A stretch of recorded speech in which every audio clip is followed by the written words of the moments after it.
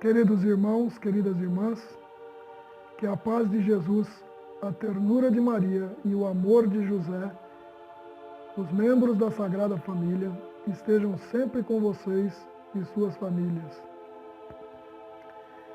A Igreja celebra hoje, no dia 30 de dezembro, a solenidade da Sagrada Família.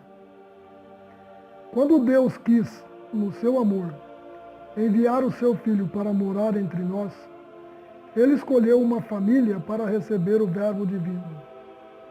Com isso, Deus marcou com maior dignidade a família humana e mostrou que esta instituição é essencial para o desenvolvimento da pessoa. A família de Nazaré tornou-se assim um modelo para as famílias cristãs do mundo. A bondade de Maria e a justiça de José deveriam ser as virtudes procuradas pelos pais e mães de família. Em Nazaré, Jesus aprendeu a andar, correr, brincar, comer, rezar, cresceu, estudou, foi aprendiz e auxiliar do seu pai adotivo José, a quem amava muito e por ele era muito amado também. Jesus nasceu numa verdadeira família para receber tudo o que necessitava para crescer e viver, mesmo sendo muito pobre.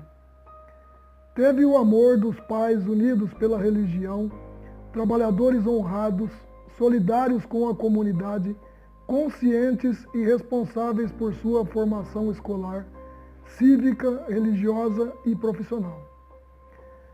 Essa família é o modelo de todos os tempos. É exemplar para toda a sociedade, especialmente nos dias de hoje,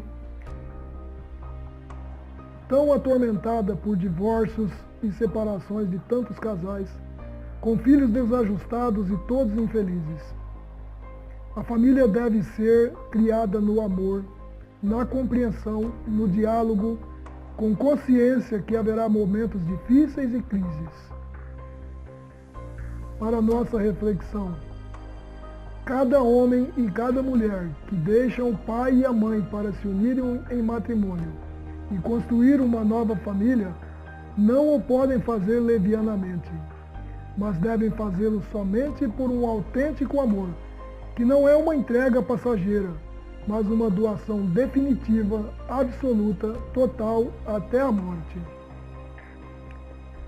Pedimos a Deus que olhe por nossas famílias. Ó Deus de bondade, que nos destes a Sagrada Família como exemplo, concedei-nos imitar em nossos lares a sua unidade, para que, unidos pelos laços do amor, possamos chegar um dia às alegrias da vossa casa. Por Cristo, Senhor nosso. Amém. Na solenidade de hoje, na festa da Sagrada Família, as leituras do dia nos levam a refletir, a entender como devemos agir. A Bíblia é o nosso maior livro, o nosso maior instrumento se quisermos ter uma vida feliz e agradável aos olhos de Deus. Na primeira leitura, hoje, nós vemos a leitura do livro do Eclesiástico, que diz o seguinte: pois Deus quis honrar os pais e filhos e cuidadosamente fortaleceu a autoridade da mãe sobre eles. Aquele que ama a Deus e roga pelos seus pecados, acautela-se para não cometê-los no porvir. Ele é ouvido em sua prece cotidiana. Quem honra pai e mãe é semelhante àquele que acumula um tesouro. Quem honra seu pai achará alegria em seus filhos e será ouvido no dia da oração. Meu filho, ajuda a velhice do teu pai, não o desgostes durante a vida. Se seu espírito desfalecer, sê indulgente. Não o desprezes porque tu te sentes forte, porque tua caridade com teu pai não será esquecida. E por teres suportado os defeitos de tua mãe, ser-te-á dada uma recompensa. Tua casa tornar-se-á próspera na justiça. Lembrar-se-ão de ti no dia da aflição, e teus pecados dissolver-se-ão como gelo ao sol forte. Palavra do Senhor, graças a Deus. No livro do Eclesiástico, um dos livros que mais nos conduz a entender o bom relacionamento das famílias, o relacionamento profissional, o relacionamento social, nós vemos aqui a descrição do que Deus espera de nós. Pais e mães criando seus filhos com amor e seus filhos tratando-os com amor, retribuindo tudo o que recebem. A vida começa jovem e vai caminhando e os pais chegam à velhice. Tanto se vê nesse mundo pais abandonados por filhos. Não posso dizer a razão, mas de quem seria a responsabilidade por isso.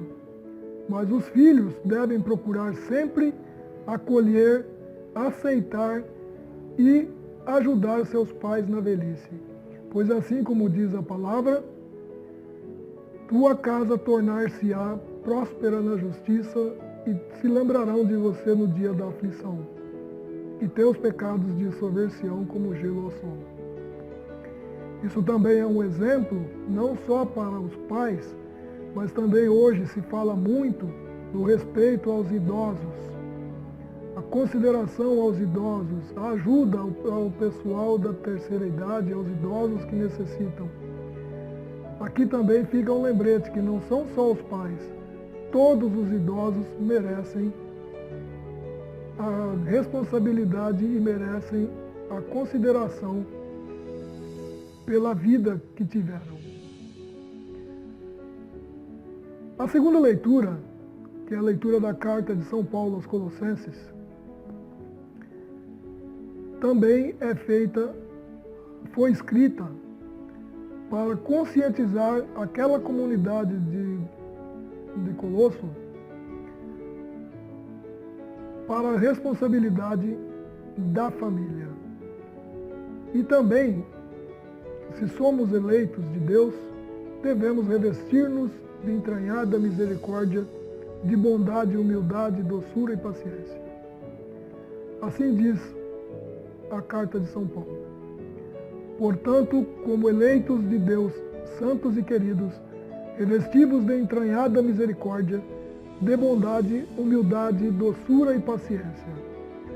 Suportai-vos uns aos outros e perdoai-vos mutuamente toda vez que tiveres queixa contra outrem. Como o Senhor vos perdoou, assim perdoai também vós. Mas acima de tudo, revesti-vos da caridade, que é o vínculo da perfeição. Triunfe em vossos corações a paz de Cristo, para a qual fostes chamados, a fim de formar um único corpo, e sede agradecidos. A palavra de Cristo permaneça entre vós em toda a sua riqueza, de sorte que com toda sabedoria vós possais instruir e exortar-vos mutuamente. Sob a inspiração da graça, cantai a Deus de todo o coração, salmos, hinos e cânticos espirituais. Tudo quanto fizerdes, por palavra ou por obra, fazei-o em nome do Senhor Jesus, dando por ele graças a Deus Pai. Mulheres, sede submissas aos vossos maridos, porque assim convém no Senhor. Maridos, amai as vossas mulheres e não as trateis com aspereza. Filhos, obedecei em tudo a vossos pais, porque isso agrada ao Senhor. Pais, deixai de irritar vossos filhos, para que não se tornem desanimados. Palavra do Senhor, graças a Deus. Essa carta de São Paulo deixa um pouco irritada as mulheres de hoje, né? Porque ela diz, mulheres, sede submissas aos vossos maridos. Nessa sociedade consumista que a gente vive hoje, criou-se a ideia de que a mulher é independente, a mulher é igual ao marido, e essa submissão que Paulo diz aqui, não se trata de abaixar a cabeça e obedecer cegamente o que diz o marido, mas estar sempre ao lado dele, ajudando, orientando e fazendo com que ele possa cumprir a missão de pai e de marido que ele assumiu perante Deus na celebração do matrimônio. Da mesma forma, não são só as mulheres que são advertidas, os homens também. Maridos, amai as vossas mulheres e não as trateis com aspereza. A gente sabe quantos casamentos acabam hoje em dia por não seguirem a palavra de Deus. Quantos maridos tratam mal suas esposas? Quantas mulheres tratam mal aos seus maridos?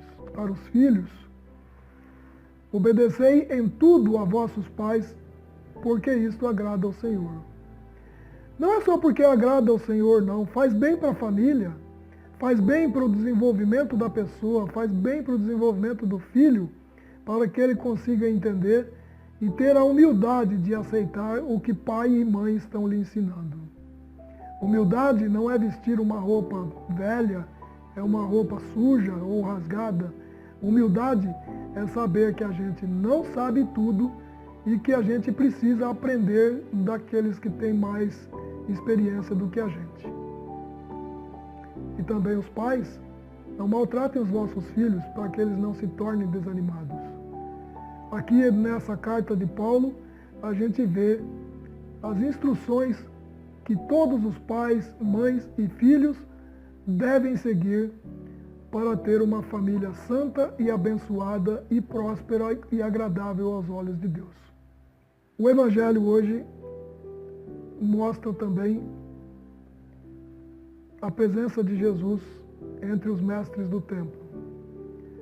Aqui a gente pode ver o desespero dos pais, José e Maria, ao perceberem que o filho não estava mais junto deles, tinha desaparecido. Esse é o desespero que muitas mães e pais têm hoje. Vamos ver o que diz a palavra. O Evangelho de hoje, o Evangelho de Lucas, nos apresenta uma situação em que José e Maria se veem preocupados com a ausência de Jesus, pois não sabiam onde ele estava.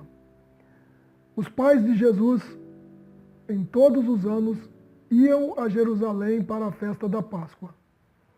Tendo ele atingido 12 anos, subiram a Jerusalém segundo o costume da festa. Acabados os dias de festa, quando voltavam, ficou o menino Jesus em Jerusalém sem que os pais o percebessem. Pensando que ele estivesse com seus companheiros de comitiva, andaram caminho de um dia e o buscaram entre os parentes e conhecidos. Mas não o encontrando, voltaram a Jerusalém à procura dele. 3 dias depois o acharam no templo, sentado no meio dos doutores, ouvindo-os e interrogando-os. Todos os que o ouviam estavam maravilhados da sabedoria de suas respostas. Quando eles o viram, ficaram admirados, e sua mãe disse-lhe: Meu filho, que nos fizeste? Eis que teu pai e eu andávamos à tua procura cheios de aflição. Respondeu-lhe eles então: Por que me procuráveis? Não sabíeis que devo ocupar-me das coisas do meu pai? Eles, porém, não compreenderam o que ele lhes dissera. Em seguida, desceu com eles a Nazaré e lhes era submisso. Sua mãe guardava todas essas coisas no seu coração, e Jesus crescia em estatura, em sabedoria e graça diante do Deus e dos homens. Palavra da salvação, glória a vós, Senhor. Nós vemos aqui um costume que os judeus tinham naquela época de irem a Jerusalém para celebrar a festa da Páscoa. Jesus, já com 12 anos, com vários amiguinhos, vários dos amigos e companheiros de comitiva, foi com eles também. E vejam vocês que depois de um dia de caminhada, eles perceberam que Jesus não estava entre eles. Pensavam que eles estavam com os amigos.